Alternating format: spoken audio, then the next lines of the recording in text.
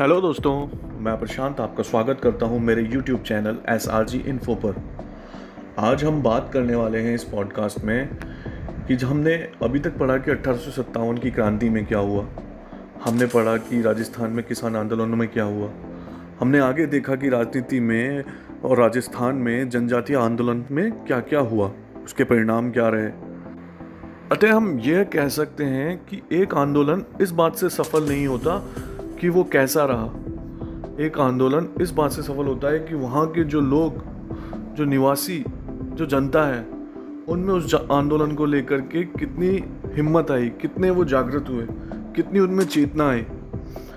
तो आज का जो टॉपिक हमारा रहने वाला है वो यही रहने वाला है कि राजस्थान में जन जागृति क्या हुई।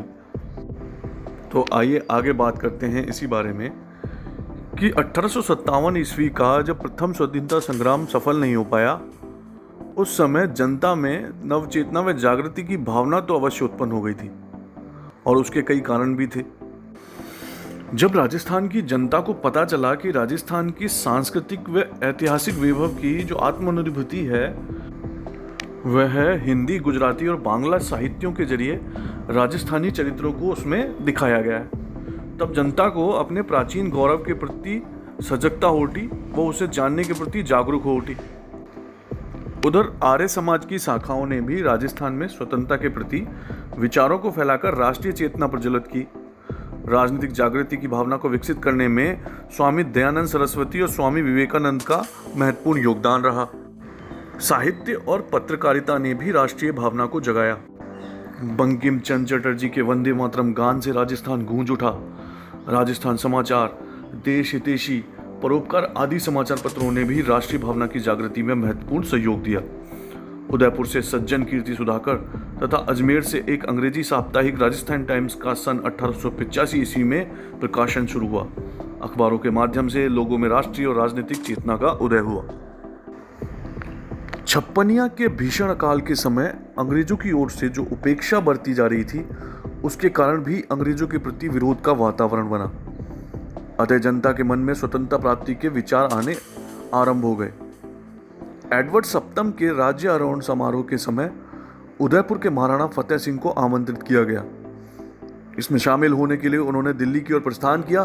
तभी उन्हें रास्ते में शाहपुरा के क्रांतिकारी केसरी सिंह बारट ने चेतावनी रा चुंगटिया नामक की एक रचना भेंट की। उससे उनमें आत्मसम्मान की भावना जागी और उन्होंने दिल्ली दरबार के समारोह में शामिल न होने का निश्चय किया। महाराणा के इस कार्य से भी राजस्थान की जनता में एक नव चेतना की लहर दौड़ गई। उस समय अंग्रेजों की जो आर्थिक नीतियां चल रही थी, उसी के कारण राजस्थान का आर्थिक जीवन अस्त व्यस्त हो गया था। बेरोजगारी की स्थिति उत्पन्न हो गई थी। यह भी एक बड़ा कारण था जिसमें असंतोष का वातावरण उत्पन्न हुआ और लोगों में नवचेतना जागृत हुई। 1885 ईस्वी में राष्ट्रीय कांग्रेस की स्थापना हो गई और 1887 ईस्वी में गवर्नमेंट कॉलेज अजमेर के छात्रों ने कांग्रेस कमेटी का गठन किया। आगे चलकर जनता में राष्ट्रीय भावना उत्पन्न हुई जो निरंतर बलवती होती गई। 1888 ईस्वी में कांग्रेस के इलाहाबाद अधिवेशन में अजमेर के गोपीनाथ माथुर, किशन लाल और हरविलास शारदा राजस्थान के प्रतिनिधि बनकर गए। 1918 ईस्वी में दिल्ली में आयोजित कांग्रेस अधिवेशन में राजस्थान के कई व्यक्तियों ने भाग लिया, जिसके परिणाम स्वरूप इनका संपर्क ब्रिटिश भारत और अन्य राज्यों के नेताओं से हुआ। इस अधिवेशन के बाद गणेश शंकर विद्यार्थी, विजय सिंह पथिक, जमुनालाल बजाज, चांदकरण सारदा, गिरधर शर्मा, स्वामी नरसिंह देव सरस्वती आदि के प्रयत्नों से राजपूताना मध्य भारत सभा नामक एक राजनीतिक संस्था की स्थापना दिल्ली के चांदनी चौक स्थित मारवाड़ी पुस्तकालय में हुई। बाद में कांग्रेस के नागपुर अधिवेशन 1920 के समय यह कांग्रेस की सहयोगी संस्था मान ली गई। राजपूताना मध्य भारत सभा का दूसरा अधिवेशन कांग्रेस अधिवेशन के साथ ही दिसंबर 1919 में अमृतसर में संपन्न हुआ। मार्च 1920 में इसका तीसरा अधिवेशन जमुनालाल बजाज की अध्यक्षता में अजमेर में आयोजित किया गया। दिसंबर 1920 में सभा का चौथा अधिवेशन नागपुर में हुआ।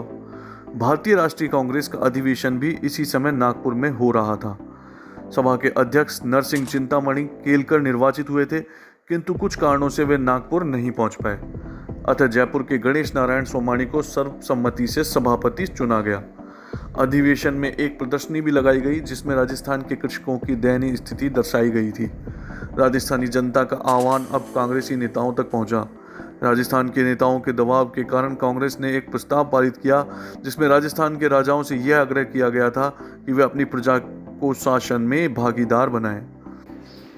1919 ईस्वी में वर्धा में ही राजस्थान सेवा संघ की स्थापना विजय सिंह पथिक, रामनारायण चौधरी और हरिभाई किंकर के योगदान से हुई। इस संघ का मुख्य उद्देश्य जनता की समस्याओं का निवारण करना था। इसका दूसरा उद्देश्य जागीरदारों और राजाओं का अपनी प्रजा के साथ सौहार्दपूर्ण संबंध स्थापित करवाना था। इस संघ के माध्यम से राजस्थान में राजनीतिक चेतना का प्रसार हुआ। धीरे धीरे बूंदी, जयपुर, जोधपुर, सीकर, खेतड़ी, कोटा आदि स्थानों पर संघ की शाखाएं खोली गई। राजस्थान सेवा संघ ने बिजोली और बेगू किसान आंदोलन, सिरोही और उदयपुर में भील आंदोलन का मार्गदर्शन किया था। संघ ने बूंदी, सिरोही और उदयपुर में पुलिस द्वारा किए गए अत्याचारों को उजागर किया और उनकी आलोचना की। ब्रिटिश सरकार राजस्थान सेवा संघ की गतिविधियों से सशंकित थी। मार्च 1924 में रामनारायण चौधरी और शोभालाल गुप्त को तरुण राजस्थान में देशद्रोहात्मक सामग्री प्रकाशित करने के अपराध में गिरफ्तार कर लिया गया। न्यायालय ने रामनारायण को तो मुक्त कर दिया, परंतु गुप्त को 2 वर्षों के कठोर कारावास की सजा दे दी गई। 1924 ईस्वी में मेवाड़ राज्य सरकार द्वारा पथिक को कैद किए जाने के बाद से सेवा संघ के पदाधिकारियों व सदस्यों में परस्पर मतभेद शुरू हो गए। मतभेद की खाई चौड़ी होती चली और इसका परिणाम यह निकला कि 1928 से 1929 ईस्वी तक राजस्थान सेवा संघ पूर्णतः प्रभावहीन हो गया। सन 1920 में भारतीय राष्ट्रीय कांग्रेस का नेतृत्व महात्मा गांधी के हाथों में आ गया। उन्होंने 1921 ईस्वी में असहयोग आंदोलन आरंभ किया। समस्त भारत पर इसका प्रभाव पड़ा। राजस्थान भी इससे अछूता नहीं रहा। यहाँ भी लोगों में देश प्रेम की भावना जागृत हुई और राज्यों में निरंकुश शासन के प्रति तीव्र रोष उत्पन्न हुआ। जोधपुर में एक सत्याग्रही थे भंवरलाल सर्राफ, हाथ में तिरंगा झंडा लेकर शहर में घूमे। झंडे के एक और महात्मा गांधी और दूसरी तरफ स्वराज लिखा था। उन्होंने बाजार में एक भाषण दिया जिसमें जनता ने उन्हें उत्साह से सुना। टोंक राज्य की जनता ने एक सभा कर कांग्रेस के प्रति पूर्ण सहानुभूति व्यक्त की और असहयोग आंदोलन का अनुमोदन किया। वहां के अंग्रेज पुलिस अधिकारी ने उनके नेता मौलवी अब्दुल रहीम, सैयद जुबैद मियाँ, सैयद इस्माइल मियाँ, काजी महमूद अयूब आदि को गिरफ्तार कर लिया। लगभग 70 अन्य व्यक्ति भी इस संबंध में गिरफ्तार किए गए, लेकिन शीघ्र ही छोड़ भी दिए गए। जयपुर राज्य में जमनालाल बजाज ने अपनी राय बहादुर की उपाधि लौटा दी और 1 लाख रुपए तिलक स्वराज कोष में जमा कर दिए। उन्होंने 11,000 रुपए मुस्लिम लीग को दिए। उन्हें अखिल भारतीय कांग्रेस कमेटी की कार्यकारिणी का सदस्य बना दिया गया। इसके बाद में वे गांधी जी के बहुत निकट आ गए। बजाज से प्रेरित होकर राजस्थान के दूसरे व्यापारियों ने भी इस आंदोलन के दौरान कांग्रेस को आर्थिक सहयोग दिया। बीकानेर में राजनीतिक जागृति अपेक्षाकृत देरी से हुई, लेकिन धीरे धीरे यहाँ भी ब्रिटिश प्रांतों में चल रहे असहयोग आंदोलन का प्रभाव पड़ने लगा और जनता में रियासती शासन के प्रति असंतोष फैलना आरंभ हो गया। सन 1921 में बीकानेर में मुक्ता प्रसाद वकील आदि ने विदेशी कपड़ों की होली जलाई और खादी पहनने का व्रत लिया। बीकानेर में खादी भंडार खोला गया। अनेक स्थानों पर जनता में जागृति लाने के उद्देश्य से पुस्तकालय और वाचनालय खोले गए। चूरू, सुजानगढ़, रतनगढ़ आदि में सर्वहितकारिणी सभा, विद्या प्रचारिणी सभा आदि नाम से समाज सेवा के उद्देश्य से संस्थाएं स्थापित की गईं। इन संस्थाओं की ओर से राजनीतिक साहित्य के पर्चे आदि प्रसारित किए गए। 15 मार्च 1921 को अजमेर में द्वितीय राजनीतिक सम्मेलन का आयोजन किया गया, जिसमें मोतीलाल नेहरू उपस्थित थे।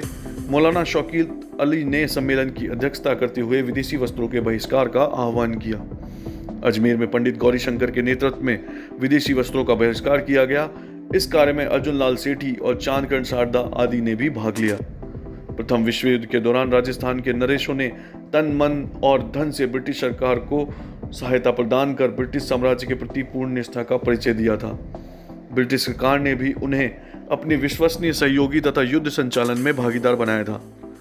बीकानेर के महाराजा गंगा सिंह को साम्राज्यिक युद्ध मंत्रिमंडल और साम्राज्यिक युद्ध सम्मेलन का सदस्य मनोनीत किया गया।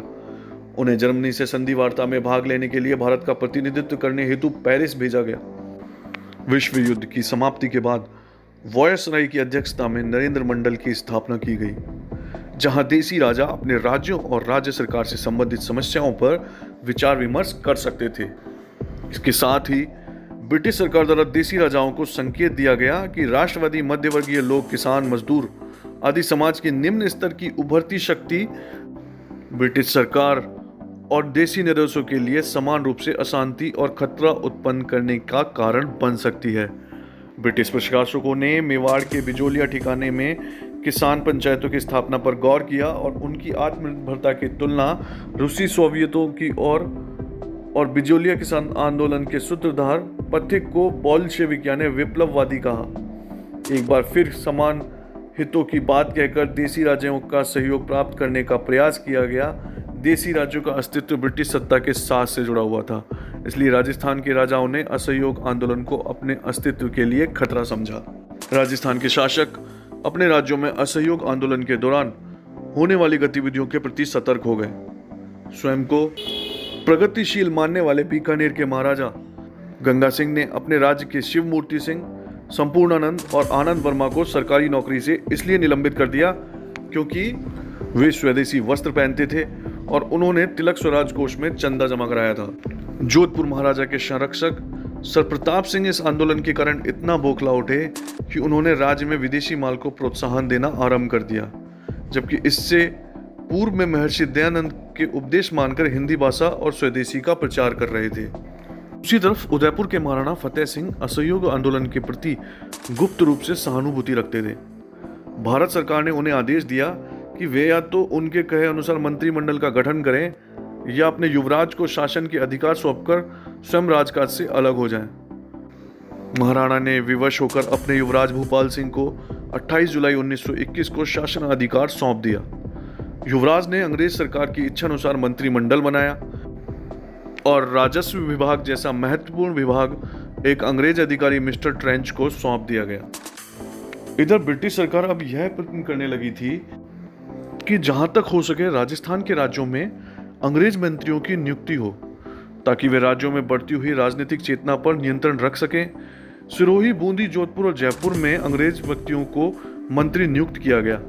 जहां ऐसा संभव नहीं हुआ, वहां राज्य के बाहर के व्यक्तियों को उच्च पदों पर नियुक्त करने की व्यवस्था की गई। स्थानीय प्रतिभा की पूर्ण रूप से अवहेलना की गई। मारवाड़, जोधपुर राज्य का एक प्रथम मैट्रिक परीक्षा उत्तीर्ण व्यक्ति और स्थानीय कॉलेज का प्रथम स्नातक दरबार हाई स्कूल में क्रमशः लेखाकार और सामान्य अध्यापक के पद पर ही कार्यरत रहे। राजस्थान के अनेक राज्यों में राजाओं के प्रशासन का अधिकार छीनकर नवनियुक्त दीवानों, निरंकुश नौकरशाहों को दे दिया गया। उनका कार्य जनता की राजनीतिक गतिविधियों पर अंकुश लगाए रखना था। वे अपने कार्यों के लिए राजा या जनता के स्थान पर दिल्ली के राजनीतिक विभाग के प्रति उत्तरदायी थे। 20वीं शताब्दी के तृतीय दशक तक राज्यों में बहुत बड़ी संख्या में शिक्षित लोग मौजूद थे, जिन्हें राज्य में कार्य करने का अवसर ही प्राप्त नहीं हो रहा था। परिणाम स्वरूप उनमें असंतोष फैल गया। इस शिक्षित वर्ग ने प्रचलित व्यवस्था में व्याप्त अनियमितताओं को उजागर कर जनता में जागृति उत्पन्न की। उन्होंने नागरिक अधिकारों और उत्तरदायी सरकार की स्थापना के लिए संघर्ष किया और जन आंदोलनों का नेतृत्व प्रदान किया, और अब राजस्थान में एक नए युग का सूत्रपात हो चुका था। तो देखा दोस्तों आपने कि राजस्थान में किस तरीके से जन जागृति का भावना उत्पन्न हुई, कि किस तरीके से राजस्थान की जनता को ब्रिटिश सरकार द्वारा परेशान किया गया और ब्रिटिश सरकार द्वारा देसी राजाओं को ये निर्देश दिए गए कि वो गांवों के मध्यवर्गीय लोग, किसानों और मजदूरों को दबा कर रखें ताकि वो एक उभरती हुई शक्ति ना बन पाए। तो दोस्तों आज का टॉपिक मैं यहीं ख़त्म करता हूं, जिसमें मैंने राजस्थान में जन जागृति के बारे में आपको बताया। आगे वाले पॉडकास्ट में हम इसी जन जागृति से बनने वाले प्रजामंडल को कवर करेंगे कि राजस्थान में कौन कौन से प्रजामंडलों का विकास हुआ या कौन कौन से प्रजामंडल निर्धारित हुए, संगठित हुए। तो मैं इसी पॉडकास्ट को आज यहीं ख़त्म करता हूँ। मेरे पॉडकास्ट को सुनने के लिए आप लोगों को बहुत बहुत धन्यवाद देता हूँ। इसी तरह से इस पॉडकास्ट को लाइक, शेयर और सब्सक्राइब करते रहें, जिससे मेरा हौसला बढ़ता रहे और मैं आप लोगों के लिए आगे इसी तरीके के पॉडकास्ट लेकर उपस्थित होता रहूँ। तो आगे आपके इस पॉडकास्ट को सुनने के लिए मैं आपका तहे दिल से धन्यवाद करता हूँ। इसी तरीके से मेरा साथ बनाए रखें और मैं आप लोगों के लिए इसी तरीके से पॉडकास्ट लेकर आता रहूँगा। मैं प्रशांत आपसे विदा लेना चाहता हूँ। धन्यवाद।